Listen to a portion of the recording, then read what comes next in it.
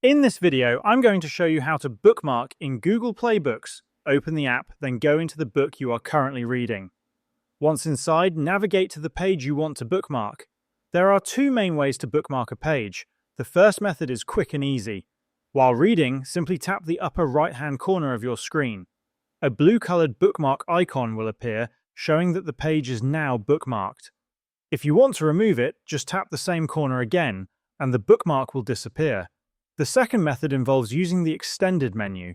Tap in the center of the page to bring up the options, and then tap on the three-dot menu at the top right-hand corner.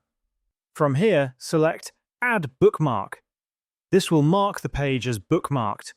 To remove it later, repeat the process and choose Remove Bookmark.